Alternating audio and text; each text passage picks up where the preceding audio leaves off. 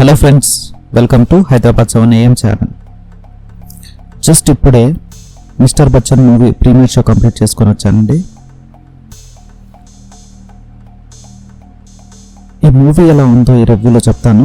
Before diving into the review, please do subscribe to our channel. ఇక చాలా రోజుల తర్వాత హరీష్ శంకర్ డైరెక్ట్ చేసిన మూవీ వస్తుందంటే తెలుగు ఆడియన్స్లో చాలా క్రేజ్ ఉంది. Raviteja garu back to back flops వస్తుండడంతో, హరీష్ శంకర్ రవితేజ గారి కాంబినేషన్లో వస్తున్న సినిమా కావడంతో మిస్టర్ బచ్చన్ ఎలాగైనా హిట్ అవుతుందని చెప్పి చాలా ఎక్స్పెక్టేషన్స్ ఉన్నాయి. అయితే ఈరోజు ఈవినింగ్ హైదరాబాద్లో చాలా ప్లేసెస్లో ప్రీమియర్ షో కూడా వేశారు. ప్రీమియర్ షో నుంచి వస్తున్న టాక్ అయితే అంత పాజిటివ్గా లేదు. సో నా పర్సనల్ ఎక్స్పీరియన్స్ చెప్తాను.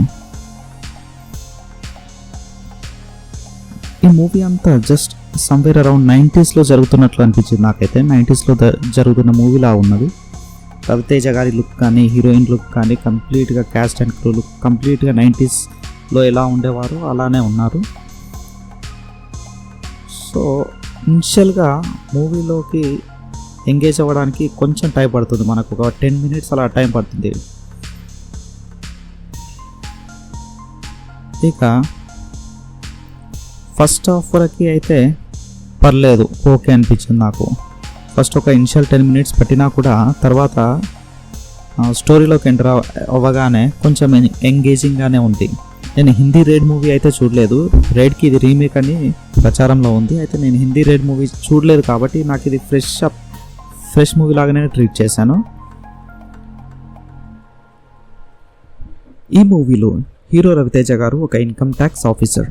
ఒక కేసు విషయంలో డిపార్ట్మెంట్ రవితేజ గారిని సస్పెండ్ చేస్తుంది.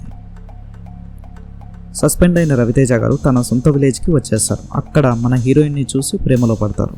ఈ ట్రాక్ ఇలా నడుస్తుండగా మన విలన్ జగపతి బాబు గారి తమ్ముడితో హీరోకి ఒక చిన్న క్లాష్ ఏర్పడుతుంది. ఒక మీటింగ్లో విలన్ తమ్ముడితో జరిగిన గొడవ కారణంగా మన విలన్ హీరోని వెతుకుతూ ఉంటారు. అదే టైంలో సస్పెన్షన్ ఎత్తేస్తూ ఐటీ డిపార్ట్మెంట్ మన హీరో రవితేజ గారిని రీఅపాయింట్ చేసుకుంటారు. అప్పుడు ఒక హీరో రవితేజకి ఒక మిషన్ అప్పచెప్తారు. సేమ్ తన సొంత ఊరిలోనే జగపతి బాబు గారిపై ఐటీ రైడ్స్ చేయమని చెప్పి ఈ మిషన్. సో మన హీరో రవితేజ గారు రైడ్ చేసి బ్లాక్ మనీ పట్టుకున్న తర్వాత ఏమైంది అనేది మిగతా స్టోరీ. నేనైతే హిందీ రైడ్ సినిమా చూడలేదు. సో నేను థియేటర్కి వెళ్ళి కూర్చున్నాక నాకు ఇది సినిమా ఫ్రెష్గానే కంప్లీట్గా తెలుగు సినిమాలానే అనిపించింది.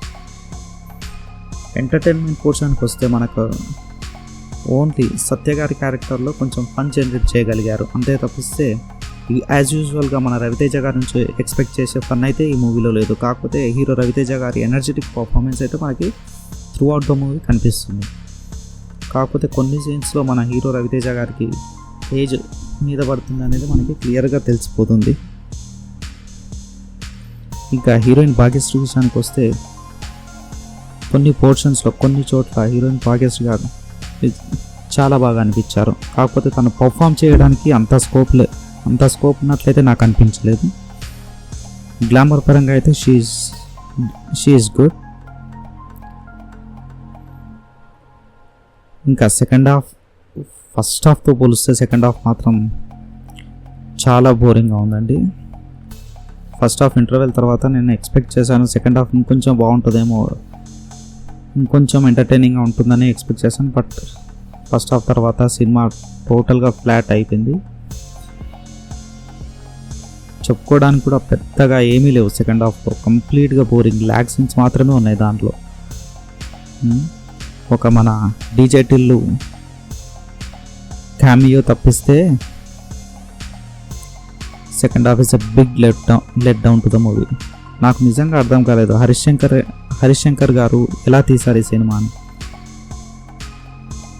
మేబీ మన పవన్ కళ్యాణ్ గారితో తీస్తున్న భగత్ సింగ్ సినిమా మధ్యలో బ్రేక్ రావడంతో ఈ గ్యాప్లో ఏం చేయాలో తెలియక ఈ మూవీ తీసినట్టుగా అనిపించింది. హరీష్ శంకర్ గారు ఏమీ అనుకోకుండా కాస్త టైం తీసుకొని ఇంకొంచెం వర్క్ చేసి ఈ మూవీ చేసింటే చాలా బాగా వచ్చిండేది మూవీ.